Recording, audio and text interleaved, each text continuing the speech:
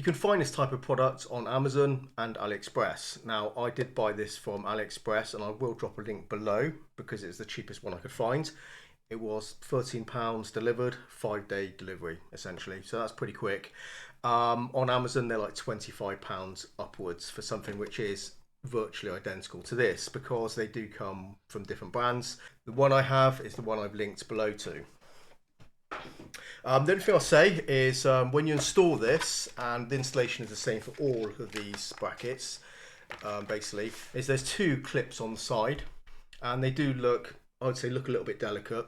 So the way to install it is not just put it on and just shove it down, is just place it, you know, on top where it needs to go onto the where the clips go, and just rock it downwards, and it eases on really easy.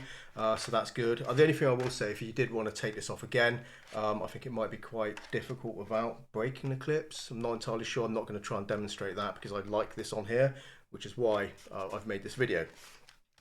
So you can see it does have a foam padding, and it's slightly perforated to make it breathable. We also get, which is quite nice, there's vents on here.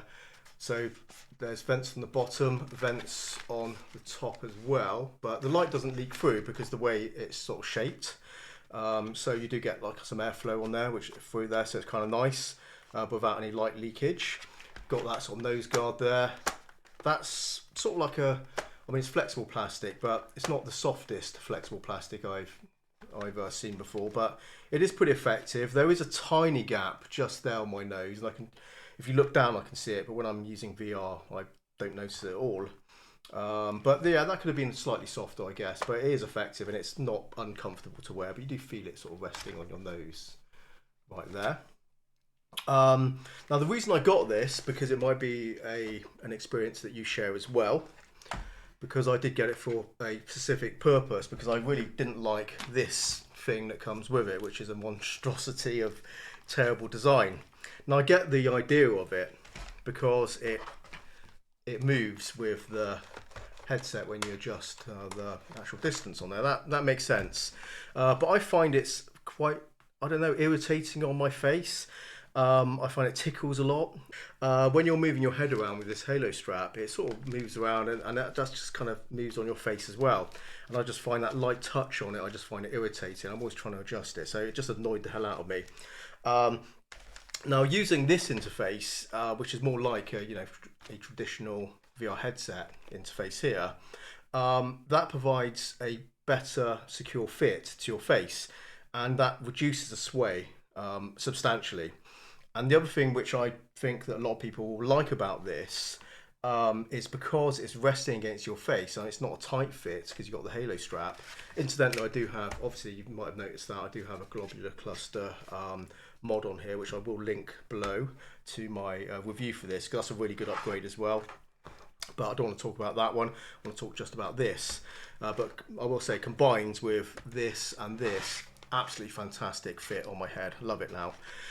Yeah, so the issue with this one is because when you move your head around and it sways, because this isn't providing any support, that increases the tendency for the headset to sort of like start tilting forward and just kind of slipping down and then losing that sweet spot.